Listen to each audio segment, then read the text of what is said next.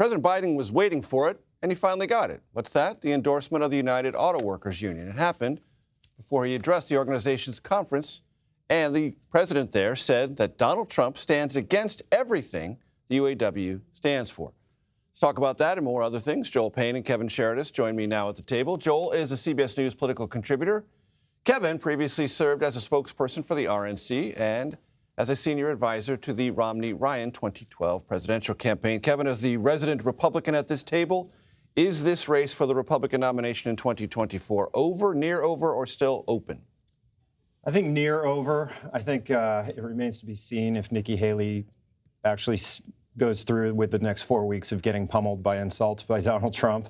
It is her home state she's returning to, so that comes with two sides of that coin. If she loses badly and she could be down as much as 30 points, we don't know. We haven't seen the latest polling. Then that's going to be very bad for her political future, obviously. If she closes that gap and she does like she did last night, maybe finishes within 10, then maybe she's got a path forward or an argument to say to her donors that she can go forward. It's going to be really, really, really tough for her, though. She's got no feasible state right now that looks like is in play for her. After South Carolina. After South Carolina. And South Carolina is tough enough, as Anthony and I talked about earlier. Unless she wins in South Carolina. If she pulls a miracle there, then we'll see.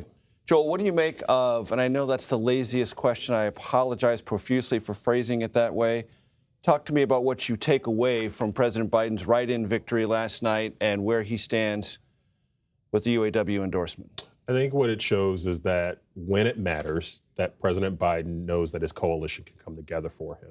That's pretty impressive in a state like New Hampshire, where he actually burned a lot of bridges by making the change to the primary calendar that he did. I was talking to Democrats in New Hampshire, yeah, and they were none too pleased, but they essentially came down, Joel, with we believe this is a one-off, we're going to be disciplined, we're going to be protective of our first-in-the-nation status, and we will wait to have the conversation again in 2020. That's exactly right, Major. So, you had people who were able to do the math and say, while I'm frustrated about this parochial issue, I understand the fight in front of us to be united against Donald Trump. And I think that's what the president and his team probably take the most heart in from what happened there. I do think, to your question you were asking, Kevin, about is that race on the Republican side over, near over? What matters more than whether we think it's over is that Joe Biden seems to think it's over. His team has already, made it very clear that they are focused on Donald Trump in there. I think they're organizing Democrats to really view the race as Biden-Trump rematch.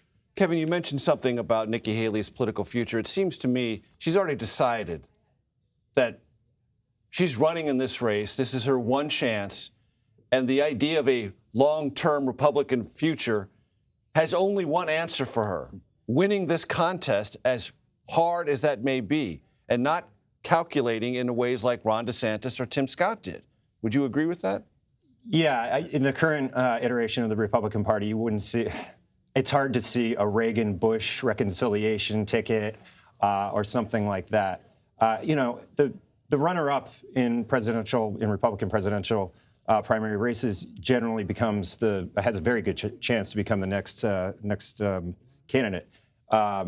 But yeah, this version of the Republican Party, it's going to get really nasty in the next 4 weeks. It's going to get personal. It's going to get insulting. South Carolina is a very tough state too. A lot of they relish that kind of they love it. Politics. They really do. And so we're going to see it. I think I think she's ready for it. If you see her not get out, then yeah, I think your calculation's right. Joel, I want to ask you about something that happened yesterday in Manassas, Virginia, and today.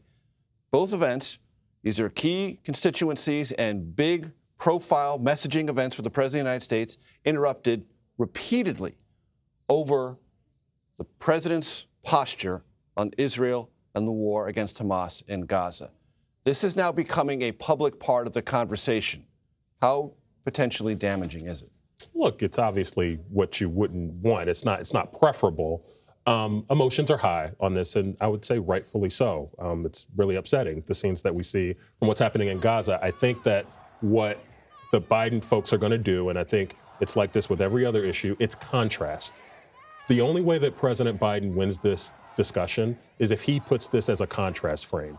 You might not like how I've handled the situation in Gaza. You might not like whether or not I've done everything perfect by your, progressive whims.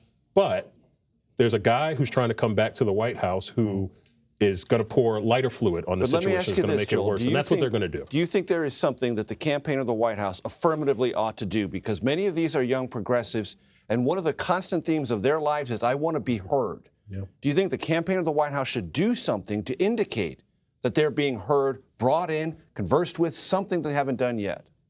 I think that is happening both behind the scenes and out front.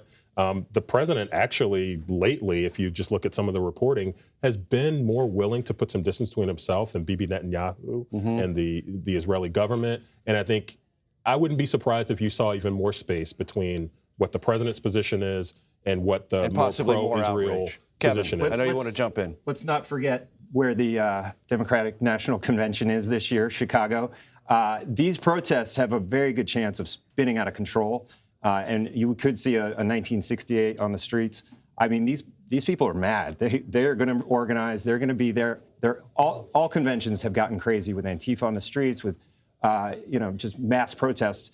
I could see if Israel is still involved in Hamas, in Gaza, that could be a serious. Think about how mad they're going to be when they hear what Donald Trump wants to do in the Middle East. Joel Payne, Kevin Sheridan, thank you so very much for your time. Always great to have you here at the table.